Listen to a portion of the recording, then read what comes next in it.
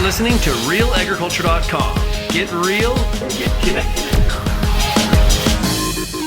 Sean Haney here with RealAgriculture.com, and I am joined right now by Brennan Turner of FarmLead.com fame, speaking to us from, where in the world? You're in Boston. How are you doing today? I'm in Beantown. I'm doing well. How you doing, Sean? I'm doing good. You're devouring some chowder and I hope taking in a Red Sox game. Not exactly. Here for some college buddy getting married in Rhode Island, so couldn't miss it. Cool. So usually, as everybody knows, Brennan is based out of Saskatoon, so he's taking in some Boston fare for the weekend. So, hey, Brennan, let's talk about the markets this week. So instead of you write a weekly column on Real Ag, but this week we thought maybe we'd talk and do a bit of an audio format. So it's great to see. What happened this week in the markets? China happened. Simply put, calling Monday Black Monday in China. Literally saw the market drop off as a lot of concerns about the growth and the stability of the Chinese economy, whether or not they're going to hit their targeted GDP numbers and really how the world's largest commodity consumer is actually growing, how well they're doing. So basically, while everyone was asleep on Sunday night, China markets opened up, they started tanking. So when North American markets opened up on Monday morning, they also started tanking. And to be honest, it was more of an emotional move, I think, that was probably accelerated or exacerbated by some high-frequency trading and whatnot, because fact remains that we've seen the broader markets, the equity markets, bounce back a fair amount, but it did take off a fair amount of the we'll say gains that we've made in the last couple months in some of the outside markets in the commodity space. So specifically, I mean, you saw canola drop back down to a 460 handle for the November contract. It's gained back a little bit, but it's, if anything, that was a buying spot to be on Monday morning, and a little bit of a rocky road, to say the least, this week's been. Yeah, the trouble with this kind of news is that it feels so far. Well, it is far from home, but it's hard to. It's not tangible, right? It's not about. I don't look out my window and it's about bad crops, good crops. It's about something happening on the other side of the world. It's sort of like somebody at a computer woke up and said, "Hey, China's in trouble with their economy. Enter." And then we got the markets blow up. That's the kind of the hard part for a lot of people to interpret. Yeah, I would 100% agree. I say this a lot to a lot of our growers that are on the farm lead marketplace, that it's not my grandfather's world anymore, where what happened in China you wouldn't find out for 2 or 3 weeks, right? It happens in 20 seconds, and that it's just, I guess you could say, maybe a faster world, but at the same time it's a world where everything is more. And otherwise, you and I wouldn't be talking like we would be right now, right? With me in Boston, I don't even know where you are. I'm in Lethbridge. I'm home. Lucky guy. So outside of the China factor, are there anything else that's playing or wreaking havoc on the markets this week? Yeah. So you're seeing some numbers out from the International Grains Council, basically suggesting that it's going to be another big year in terms of production.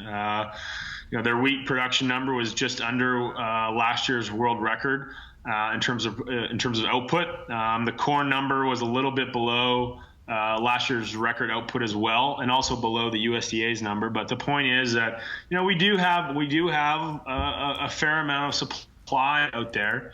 The real question is what's going on the demand side. We did see some good export numbers out of the U.S. yesterday morning. They topped expectations, but does that, is the full fundamental story of there being a lot of more demand out there? Not so sure. Again, it was a buying position this week. It was a buyer's market in the sense that the market was lower and people were able to take advantage of it. So, I think that the market will start to come back as we kind of work through some of this supply. But I think it's more of a demand story. We need some more catalysts on that side. In the pulse markets, which everyone likes to watch right now, we've been making the call that the pulse markets, I think, is where you're going to see some profits this fall. We've started to see some yellow peas trade in double digits on the farm lead marketplace and elsewhere. Today we're seeing large green layered lentils traded into the low to mid 40 cents per pound. Even on the small red side, we're seeing closer to 40 cents getting traded. So you're making money at those levels, plain and simple. And that's why I think it's a good place to be making some sales from a market standpoint. Can we go higher? Yeah, there's absolutely a potential. But I like to say that we should play the game in front of us, and making some block sales and selling into that strength is the way to go. Yeah, this is one of those years where, you talk about the pulses. We've got people that have had 40 bushel peas, and we've had people that have like 8 bushel peas. So every dollar or every cent in what you can get for that crop is going to make a world of difference. Yeah, I 100% agree. I mean, the variability of the crop is clear. What does that translate to in terms of total production?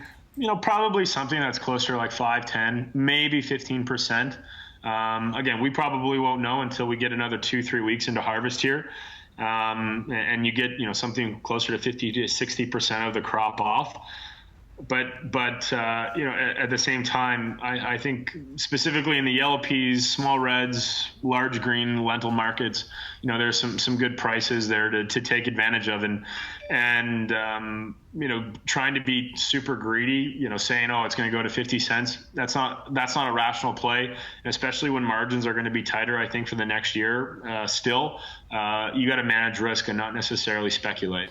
So when we've got one of the largest economies in the world, like China, having issues in terms of their economy, which crop is the most affected for Western Canadian farmers? Yeah, it's a great question. One, China's a big grower of corn and wheat to begin with, right? So what they don't necessarily import a ton of that. What they do import a lot of is soybeans, though. Their feed demands for their growing meat sector is ever increasing. They do also import a lot of canola. So I think that the oilseeds complex in general is pretty important. But we also have seen more demand coming out of China on the pulse side of things. Kudos to our pulse group organizations in Canada and elsewhere in individual provinces for promoting the pulse crops that we do grow a lot of in Western Canada and in Canada in general, for getting our name out there, because we've seen demand increase a fair amount. So I would say first and foremost the oilseeds complex. So the canola markets are going to be swayed a little bit, and they follow the lead of oil in general. I mean, the correlation is not always super attractive, but it is there. And then to the larger extent, soy oil is driving a lot of that as well. So we have to watch on those markets specifically, what's going on in the European rapeseed crop, how Australia is doing a little bit, because they do produce a couple million tons of rapeseed. And then as well as obviously the South American markets, what is going on in terms of the saleability of the soybean crops out of Argentina and Brazil. And to be honest, it's been pretty strong, those exports, simply because the currencies down there have devalued a little bit, and it gives them more strength to sell into the global markets, essentially. Well, Brennan, I want to thank you for joining us today. I want to also thank you for writing your weekly column. I want to encourage all of our readers and listeners to make sure they check it out. It goes out every Friday, kind of wraps up the week in the markets and gives you a bit of an explanation of what happened, what you missed. And it was good chatting with you. Always a treat, Sean. Have a great weekend, and thanks for everyone listening.